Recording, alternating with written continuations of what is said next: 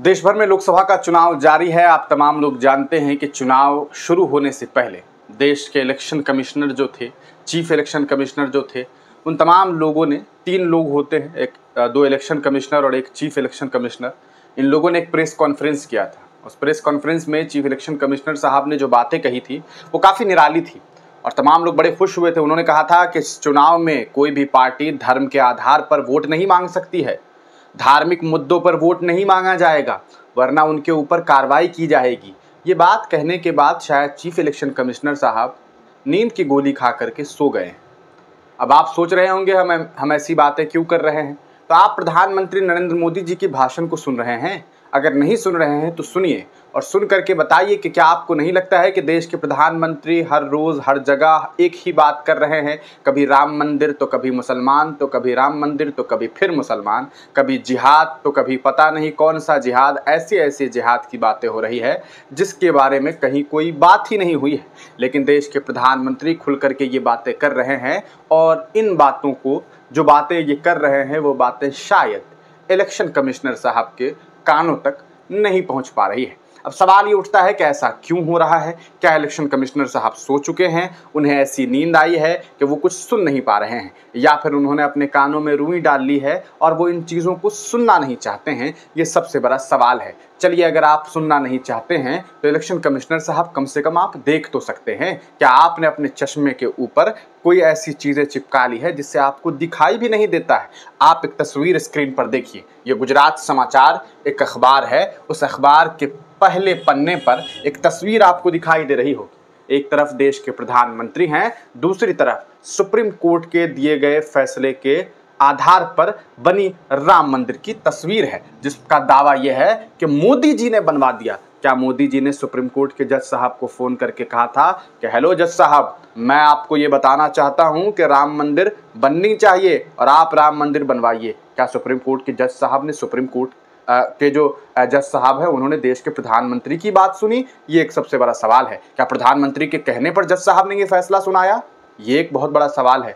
क्या बीजेपी ने कॉल करके ये फैसला दिलवाया है? ऐसा तो नहीं होता है। आप तमाम लोग जानते हैं हमारे मुल्क में जुडिशरी सिस्टम जो है वो बेहद आज़ाद है, लेकिन उनकी आज़ादी को भारतीय जनता पार्टी के जो मुख्य नेता हैं और देश के प्रधानमंत्री हैं वो खुद ख़त्म करता हुआ दिखाना चाहते हैं। तभी तो देश के प्रधानमंत्री ये दावा करते हैं कि हमने राम मंदिर बनवाई। आपने बनवाई या फिर कोर्ट ने बनवाई? ये बातें तो कोर्ट को भी समझनी चाहिए और देश के प्रधानमंत्री को भी समझनी चाहिए। कम से कम ये दोनों अगर नहीं समझा पा रहे हैं तो आप लोगों को समझनी चाहिए, लेकिन आप लोग समझने के लिए शायद तैयार नहीं है।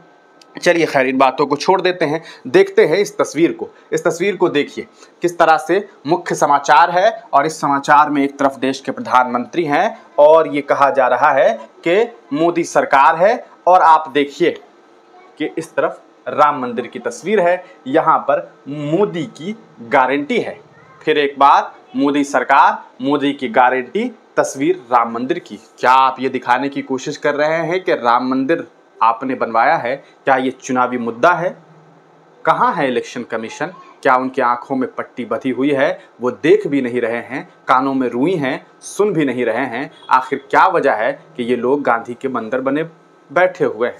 ये एक बहुत बड़ा सवाल है। आप तमाम लोग जानते हैं इलेक्शन कमीशन में भी 3 लोग हैं। गांधी जी भी 3 बंदर की बातें किया करते थे। अब सवाल ये उठता है कि इस पर देश के लोग क्या कह रहे हैं। लोगों को तो खैर फर्क नहीं पड़ता है। कुछ लोग अंधभक्ति में इसे बहुत अच्छा समझ रहे हैं, लेकिन इस पूरे मामले पर जो देश के एक वरिष्ठ पत्रकार हैं, नाम उनका रविश कुमार है, आप तमाम लोग उनसे परिचित हैं, उन्होंने एक बयान दिया है। उनका ये कहना है कि ये धर्म के नाम पर वोट मांगना नहीं है क्या?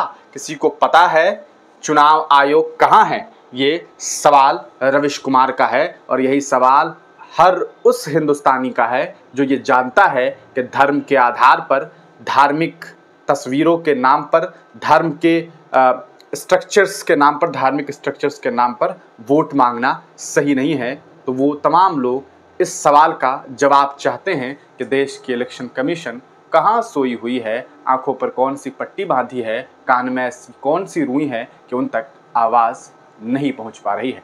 ये बड़ा सवाल है और इस सवाल का जवाब जनता चाहती है। आप क्या चाहते हैं, अपनी राय कमेंट सेक्शन में ज़रूर दीजिएगा। तब तक के लिए दीजिए इजाज़त, फिर मिलेंगे किसी नई वीडियो के साथ, किसी नई पेशकश के साथ।